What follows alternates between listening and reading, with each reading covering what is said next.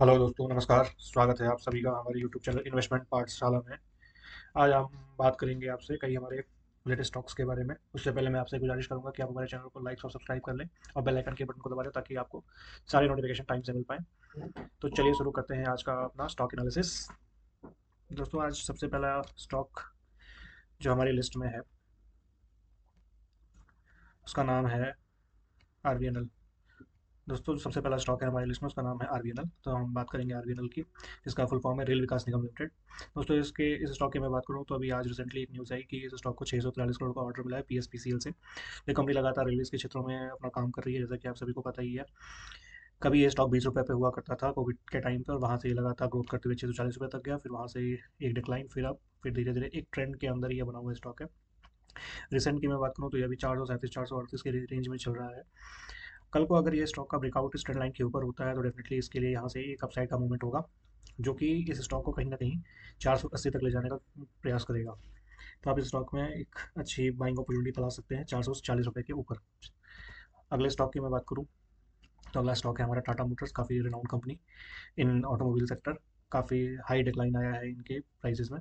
इस कोविड के टाइम पे स्टॉक 70 रुपये में था, वहाँ से ये लगातार बढ़ते बढ़ते 1160 रुपये का हाई लगाने के बाद ये धीरे धीरे डिक्लाइन होते हुए नीचे आ गया है, क्योंकि इनके क्वार्टर टू के रिजल्ट्स खराब आए थे और इनका वॉल्यूम ग्रोथ भी गिरा हुआ था। तो इस वजह से ये अपने डिस्काउंटेड प्राइस में मिल रहा है, जो कि 790 के आसपास इसने अपना एक अच्छा सपोर्ट बना रखा है। आप देख सकते हैं ये हॉरिजॉन्टल लाइन जो मैंने ड्रॉ की है भैया, इसका एक स्ट्रॉन्ग सपोर्ट है इस स्टॉक का। अब ये यहाँ से एक रेंज में है, जो कि 790 से 840 के बीच की एक रेंज आती है। इसमें ये डब्ल्यू पैटर्न बनाने की कोशिश कर रहा है। अगर ये स्टॉक 790 800 के ऊपर निकलता है तो ये यहाँ से 840 तक आएगा, और अगर 840 को सस्टेन करके ये वापस से इसका ब्रेकआउट देता है तो ये स्टॉक फिर सीधा लगभग लगभग 900 रुपये के आसपास देखने को मिल सकता है आपको। तो आने वाले समय में इसमें भी एक बाइंग अपॉर्चुनिटी देखी जा सकती है, अनटिल अनलेस कि ये अपने सपोर्ट को सस्टेन करे, क्योंकि बहुत वोलेटाइल स्टॉक है ये। इसके बाद हम बात करेंगे ऑल एवर और seasonal favourite stock Varun beverages की। ये स्टॉक भी एक अच्छा काफ़ी मल्टी बैगर स्टॉक बन के उभरा है पिछले पास 3-4 सालों में, क्योंकि इंडिया में जितनी भी डिस्ट्रीब्यूशन है पेप्सी कोको कोला की, ये यही कंपनी करती है। तो इनका स्टॉक एक अच्छे मोमेंटम रहता है और हर सीजन में इनकी डिमांड रहती है, चाहे ठंडी हो चाहे गर्मी हो। गर्मी में तो आपको पता ही डिमांड बहुत बढ़ जाती है। इवन ठंडियों में भी कुछ कुछ लोग शौकिया तौर पे ये ड्रिंक्स बेवरेजेस लेते रहते हैं, तो इसलिए इनका प्राइस लगातार बढ़ रहा है। अभी की करंट की सिनेरियो की बात करूँ तो 547 रुपये के आसपास एक अच्छा खासा सपोर्ट देखने को मिलता है, क्योंकि यहाँ इन्होंने 3 बार इस स्टॉक ने 3 बार सपोर्ट लिया हुआ है। तो आप देख सकते हैं कि 540 इसका एक अच्छा खासा स्टॉक बन चुका है। स्टॉक ने अभी रिसेंट में बोनस और स्प्लिट भी किया, तो इसकी वजह से ये इस प्राइस पे दिख रहा है। नहीं तो ये स्टॉक 1500-1600 की रेंज में चल रहा होता है। अगर मैं इसके प्राइस की बात करूँ तो ये लगभग 1800 रुपये के आसपास होता है अभी। आप देख सकते हैं कि एक अपने मजबूत रेजिस्टेंस के आसपास ये स्टॉक अभी ट्रेंड कर रहा है। आने वाले समय में ये स्टॉक अगर इस रेजिस्टेंस को पार करता है तो यहाँ से इसके 680 तक जाने का पोटेंशियल दिखता है, तो इसमें भी एक आप बाइंग अपॉर्चुनिटी देख सकते हैं। इसके बाद हमारा अगला स्टॉक है एशियन पेंट, एक लॉन्ग टर्म की एक मल्टी बैगर कंपनी, जो काफ़ी समय से लोग निवेशकों के पैसे को मल्टीफोल्ड करती हुई आई है। एक वीक के टाइम फ्रेम के हिसाब से मैंने इस चार्ट को लंबी ड्यूरेशन के लिए लगाया है, ताकि हम इस चार्ट को एक दिन के एनालिसिस पे ना कि पूरे महीने के एनालिसिस पे हम इसे समझ पाएँ। तो इसलिए मैंने इस चार्ट को एक लॉन्ग टाइम फ्रेम पे लगाया है, ताकि हमें एक अच्छा पॉइंट ऑफ व्यू मिल पाए कि हमें कहाँ अपॉर्चुनिटी तलाशनी है और कहाँ हमें इस स्टॉक को छोड़ देना है।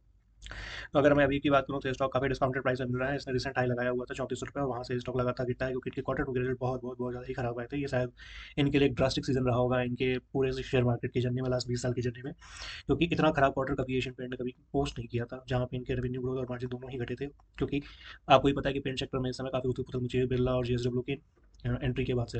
बिरला का एक नया पेंट का ब्रांड है जिसका नाम है ओपस। तो उसकी वजह से काफ़ी मार्केट कैपिटलाइजेशन पे, इनकी मार्केट जो कैप्चर कर रखा था इन्होंने 70% मार्केट इंडिया का, वो मार्केट कैपिटलाइजेशन पे इम्पैक्ट आया है। तो इसकी वजह से इनका रेवेन्यू भी घटा है। साथ में इनका जो आउट ऑफ इंडिया इनका जो मार्केट था नाइजीरिया में, वहाँ पे भी इस कंपनी के मार्केट कैप में गिरावट आई है, क्योंकि वहाँ पे भी कुछ कंस्ट्रक्शन एक्टिविटीज़ डिले हुई हैं due to some weather conditions. तो वहाँ पे भी इनका मार्जिन काफ़ी गिरा है, जिसकी वजह से, और सेकंड डॉलर वर्सेस आईएनआर के प्राइसेस में बढ़ोतरी होने की वजह से इनके मार्जिन पे इम्पैक्ट आया है, जैसा कंपनी अपने कॉन कॉल में बता चुकी है। तो अगर इन सबको मद्देनजर रखा जाए तो इस समय स्टॉक एक बुरे फेज से गुजर रहा है, और अच्छी कंपनियों की सबसे बड़ी बात ये होती है कि जब भी वो बुरे फेज से गुजर रही हो तभी आप उनमें अपना इन्वेस्टमेंट कर सकते हैं। ये काफ़ी शानदार कंपनी रही है, पिछले 10 सालों में इसने निवेशकों के पैसे बनाए ही हैं। तो जितना लंबा टाइम ड्यूरेशन होता है उतना अच्छा पैसा बनता है। इस हिसाब से अगर मैं स्टॉक की बात करूँ तो ये अभी अपने लगभग मेजर सपोर्ट के आसपास ही ट्रेड कर रहा है, 2450 रुपये के आसपास। और 2250 रुपये का इसका निचला सपोर्ट दिखाई देता है। अगर ये यहाँ पे स्टॉक सस्टेन करता है तो यहाँ से फिर एक अच्छी बढ़ोतरी आ सकती है, क्योंकि अभी हमारे क्रूड ऑयल के प्राइसेस भी काफ़ी गिरे हुए हैं, जो इनके प्रॉफिट मार्जिन का, जो इनके रॉ मटेरियल का सबसे मेजर पार्ट है। तो इससे इनको एक आपके हिसाब से एक अच्छी इन्हें एक अच्छी अपॉर्चुनिटी मिल सकती है इसमें अपने मार्जिन को सुधारने की। इसके बाद अगले स्टॉक की मैं बात करूंगा, जिसका नाम है इंडियन रेलवे फाइनेंस कॉर्पोरेशन। जैसा कि पता ही है, इंडियन रेलवे के विकास के लिए जो भी फाइनेंस नीड होती है कंपनी प्रोवाइड करती है। चाहे रेल लाइन बिछानी हो, चाहे नई कंस्ट्रक्शन करनी हो, चाहे नया रेलवे स्टेशन बनाना हो, हर एक काम के लिए ये फाइनेंस करती है कंपनीज को। तो एक अच्छा दमदार फंडामेंटल वाला स्टॉक आपको एक डिस्काउंटेड प्राइस में मिल रहा है, क्योंकि हाल ही में कंपनी ने 220 रुपये का हाई लगाया था शेयर मार्केट की रैली में, और अभी अपने 133 रुपये के आसपास मिल रहा है। तो यानी आप समझ सकते हैं कि लगभग लगभग 90 रुपये के आसपास के डिस्काउंटेड प्राइस पे मिल रहा है। और 133 रुपये से ऊपर उठ के अभी ये स्टॉक लगभग लगभग 147 की रेंज में आ रखा है, जहाँ पे ये एम पैटर्न बनाने की कोशिश कर रहा है। एम पैटर्न अगर ये पूरा होता है तो ये वापस आपको 133 रुपये के आसपास देखने को मिल सकता है, और अगर नहीं तो यहीं से अगर ये बाउंस लेता है तो ये आपको लगभग लगभग 159 पार होने के बाद एक अच्छी रैली दिखा सकता है, जो कि ये रैली सस्टेन होकर जाएगी आपकी लगभग 170 रुपये के आसपास तक जा सकती है ये रैली। तो इसमें भी एक अच्छी अपॉर्चुनिटी बन रही है निवेश करने की। इसके बाद अगला स्टॉक है आईटीसी लिमिटेड। एवरग्रीन स्टॉक है दोस्तों, कंज्यूमर सेक्टर की कंपनी है और इंडिया की one of the largest companies में से एक है। अगर मैं इस कंपनी की बात करूँ तो 407 रुपये के आसपास इनका एक अच्छा खासा सपोर्ट बना हुआ है। अभी जहाँ ये स्टॉक है वो कभी किसी ज़माने में रेजिस्टेंस हुआ करता था, बट अभी वो इनका एक स्ट्रॉन्ग सपोर्ट बना हुआ है। 470 रुपये के आसपास का एक स्टॉक प्राइस चल रहा है। इस कंपनी को भी मैंने एक लॉन्ग टाइम फ्रेम में ही लिया है, क्योंकि ये लंबे समय की कंपनी है, अच्छा पैसा बना के दिया निवेशकों को। उसके बेसिस पे ऐसी कंपनीज के साथ न्याय तभी हो पाता है जब आप उनका लॉन्ग टर्म का चार्ट देखते हैं। तो मैं यकीन के साथ कह सकता हूँ कि 470 रुपये के आसपास प्राइस पे मिल रही है, जो कि एक अच्छा खासा सपोर्ट है। अगर ये सपोर्ट सस्टेन करती है तो कंपनी धीरे धीरे करके 523, और उसके बाद अगर ये ब्रेकआउट होता है तो काफ़ी नए स्काई जोन में जा सकती है। तो इस हिसाब से ये स्टॉक एक अच्छे डिस्काउंटेड प्राइस में मिल रहा है। इस गिरावट में आपको आपके पोर्टफोलियो में आईटी का स्टॉक स्टेबल स्टॉक होना चाहिए, जो मार्केट की गिरावट में कम गिरता है, और जब मार्केट बढ़ता है तो उसके साथ बहुत तेजी से बढ़ता है। तो एक अच्छा स्टॉक है। लॉन्ग टर्म में कंपनी ने बोनस और डिविडेंड देकर अपने निवेशकों को माला माली किया, नुकसान नहीं पहुंचाया है। तो इसमें भी आप एक बाइंग अपॉर्चुनिटी देख सकते हैं। तो दोस्तों आज के लिए थैंक यू। किसी भी स्टॉक में मेरी पर्सनल निवेश की सलाह नहीं है। किसी भी तरह का निवेश करने से पहले आप अपने फाइनेंशियल एडवाइजर से सलाह जरूर लें। तो आज के लिए धन्यवाद। Thank you so much.